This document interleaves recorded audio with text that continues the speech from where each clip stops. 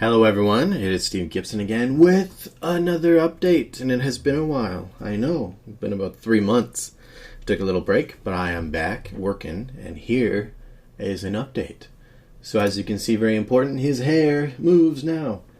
I'm just joking. I wanted to show off a few new things. So in guns, you can see now you have the different rarity colors, and if we pop in here, we have pictures for all the guns you can acquire and what they're like. And if I unequip this one, boom, you can see that it's properly unequipped. So let's equip the Derelict Magnum. Great. Okay, and then my ammo enchantment pops on and my ornaments pop into place. Now, the most work I've done recently is on the ammo enchantments and the ornaments themselves. So let's take a look at those. Let's do ammunitions. There are 20 ammo enchantments in the game. Here are all of them. And each one affects the outcome of your skills, and I'll show that off in a little bit. They also slightly adjust your stats, I believe. Just kidding, they don't. They just affect your skill outcomes. So each one does a different thing and plays into a different kind of role when you're, if you want to be, I don't know, like a roguelike guy or a healer or something like that. Like, these are the different roles that ammo enchantments can play into, and they affect all kinds of different stuff. So right now we have toxic rounds on. Now your ornaments, there are 20 ornaments. I don't have them all programmed in.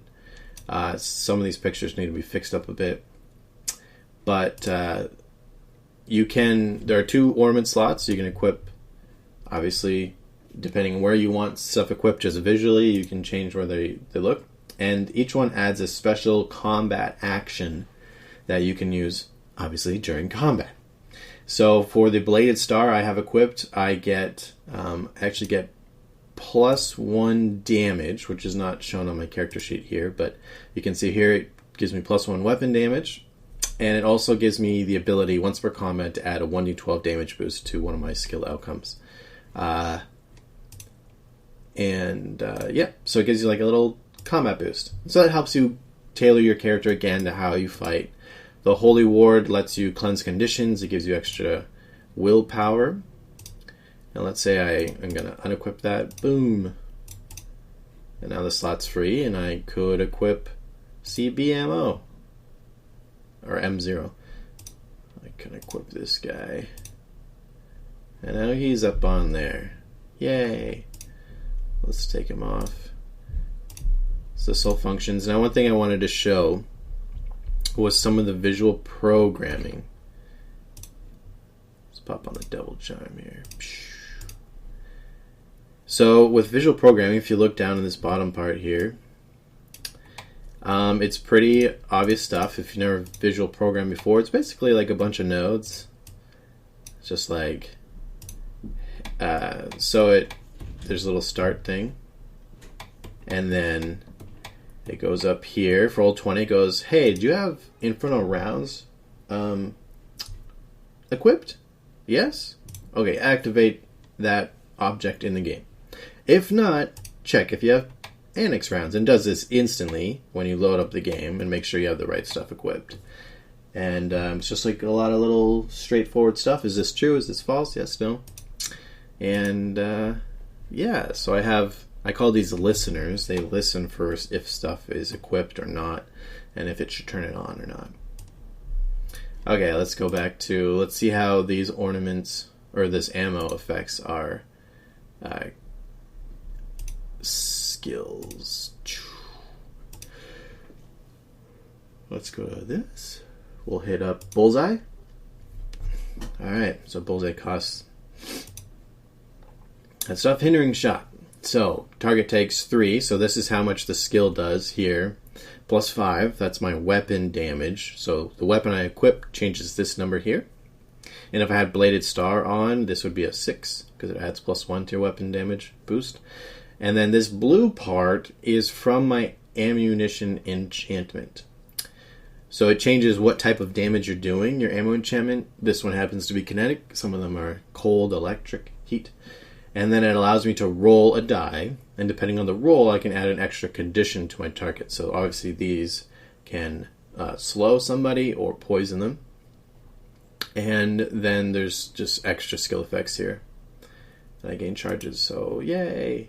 So your ammo enchantment really affects the outcomes, or helps tailor your playstyle. And all this is in the name of customization and feeling like there's a lot of different ways you can build your character, and there are.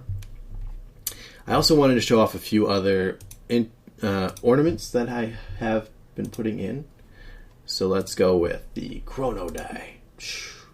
This one allows you to kind of control time, in a sense, during combat. The Sin Eater Jaju preys on your target's weaknesses, so the more conditions people have and it can eat, the more power you get. The Blessed Ward grants you protection when you start combat. The Transmutation Stone. A couple times per combat you can convert damage done to you into health instead. Much like Transmutation Spell in Grimslingers. The Blink Shard allows you to kind of blink around combat. The Spirit of the Law makes you the ultimate authority, and it allows you to control how combat starts. So you, instead of positions being set by speed and whatever, you're the one who determines who's where in the combat queue. The Futurist Smith Spirit Ball won't make any sense until you play the game and read the lore, but that one makes you an expert tactician and stuff as well. I've got the Death Drinker, obviously no explanation needed. This one draws power every time you kill somebody and empowers you. You've got the Destined D20. This one allows you to change your D20 rolls to a perfect 20 a couple times per combat, probably I think twice per combat. Then you've got stuff like Crystalline Reflector that reflects damage to someone else of your choice. So you got lots of fun ornaments like that. You'll be able to customize the look and the playstyle of your character. So that's what I've been working on. Thank you for watching this update. I'm excited to keep going and showing more with you guys soon.